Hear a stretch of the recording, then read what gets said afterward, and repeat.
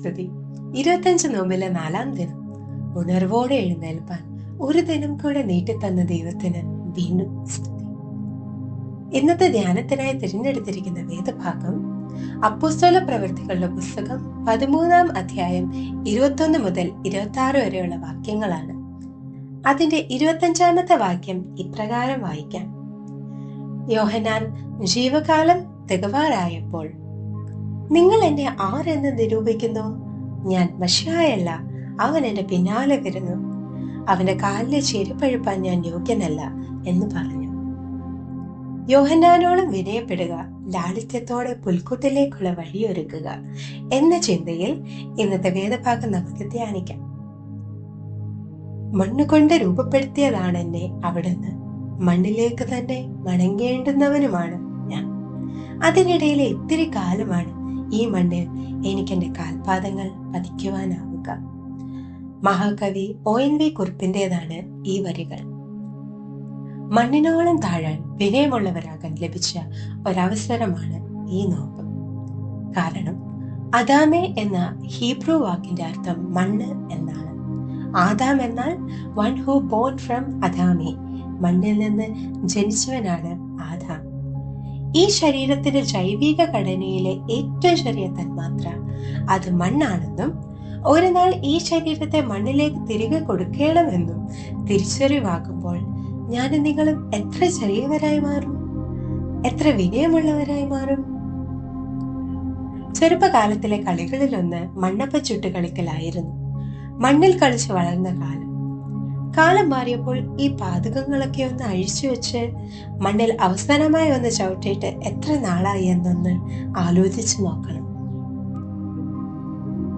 ഹോരേബ് പർവ്വതത്തിൽ കത്തുന്ന മുൾപ്പരപ്പ് കണ്ട മോശ ചെരുപ്പഴിച്ച് മണ്ണിൽ ചവിട്ടി നിന്ന് വിനയപ്പെട്ടതുപോലെ അഹന്തയുടെ പാതകങ്ങളെ അഴിച്ച് മണ്ണിൽ ചവിട്ടി മണ്ണിനോടുള്ള പൊക്കിൾക്കൊടി ബന്ധം വീണ്ടെടുത്തിട്ടല്ലാതെ എനിക്ക് നിങ്ങൾക്കും എങ്ങനെയാ കത്തുന്ന മുൾപ്പരപ്പ് കാണാൻ പറ്റുക, ദൈവത്തെ കാണാൻ പറ്റുക, ദൈവപുത്രനെ വഴിയൊരുക്കാൻ പറ്റുക? യോഹന്നാൻ സ്നാപകനെ പോലെ. ഒരു മനുഷ്യൻ ഒരിക്കൽ ഒരു യാത്ര പുറപ്പെട്ടു. എനിക്ക് ദൈവത്തെ കാണണം. പല ഗുരുക്കന്മാരോടും വഴി അന്വേഷിച്ചു, പരാജയപ്പെട്ടു. പല കാതം നടന്ന് ക്ഷീണിതനായി. ഹിമാലയത്തിൽ ഒരു ഗുഹയുടെ മുന്നിൽ തപസ്യയായി ഒരു സന്യാസിയെ കണ്ടു. ആവശ്യം അറിയിച്ചു. സന്യാസി ഒരു കാര്യം ആവശ്യപ്പെട്ടു. പുറത്തൊരു വിളക്കുണ്ട്, അത് കത്തിച്ചിട്ട് വരിക. ആ മനുഷ്യൻ ഏറെ ശ്രമിച്ചിട്ടും വിളക്ക് കത്തിയില്ല, പരാജയത്തിനായി. ഗുരു പറഞ്ഞു, വിളക്കിൽ ഇപ്പോൾ നിറഞ്ഞിരിക്കുന്നത് വെള്ളമാണ്, അത് മാറ്റി എണ്ണ നിറയ്ക്കുക. ആ മനുഷ്യൻ വീണ്ടും ശ്രമിച്ചു, വീണ്ടും പരാജിതനായി. ഗുരു തുടർന്നു, വിളക്കിന്റെ തിരിയിൽ നിന്നും വെള്ളം പിഴിഞ്ഞു കളക, വീണ്ടും ശ്രമിക്കാം. ഇത്തവണ വിളക്ക് പ്രകാശിച്ചു.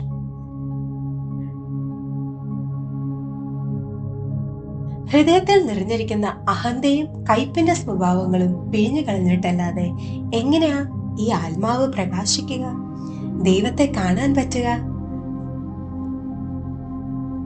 സ്ത്രീകളിൽ ജനിച്ചവരിൽ നിന്നും യോഹന്നാനോളം ശ്രേഷ്ഠരായവരില്ല. അമ്മയുടെ ഗർഭപാത്രത്തിൽ ആത്മാവിനാൽ നിറഞ്ഞ് നൃത്തം ചെയ്ത മറ്റൊരു പൈതലുമില്ല. കഴുത്തിനു മുകളിൽ തല പോലും സൂക്ഷിക്കാതെ തന്റെ പിന്നാലെ വരുന്നവന് വഴിയൊരുക്കിയ മറ്റൊരു പ്രവാചകനുമില്ല. എന്നിട്ടും കർത്താവിനെ കണ്ടപ്പോൾ അവൻ പറഞ്ഞത്, ഇവന്റെ ചെരുപ്പിന്റെ വാറഴുപ്പാൻ പോലും ഞാൻ യോഗ്യനല്ല എന്ന്. നമ്മുടെ ഹൃദയത്തെ ഭരിക്കുന്ന അഹന്തയുടെ പാതകങ്ങളെ അഴിക്കുക, മണ്ണിൽ ചവിട്ടുക, വിനയമുള്ളവരാകുക, ദൈവപുത്രന് വഴിയൊരുക്കുക. അതിനായി ഈ ജനന പെരുന്നാളും ഈ നോമ്പുകാലവും നമുക്ക് കൃപ നൽകട്ടെ. നമുക്ക് പ്രാർത്ഥിക്കാം. കർത്താവെ, യോഹന്നാൻ സ്നാപകനെ പോലെ വർജിക്കേണ്ടുന്നവയെ വർജിക്കുവാനും വിനയത്തോടെ അങ്ങേക്ക് വഴിയൊരുക്കുവാനും അടിയങ്ങളെ പഠിപ്പിക്കണമേ. ഈ നോമ്പ് കാലത്തിലേക്ക് അവ ചുരുങ്ങി പോകാതെ എന്നും ഞങ്ങളുടെ ജീവിതത്തോട് ചേർത്ത് പിടിക്കുവാനും ഇടയാക്കണമേ. ആമേൻ.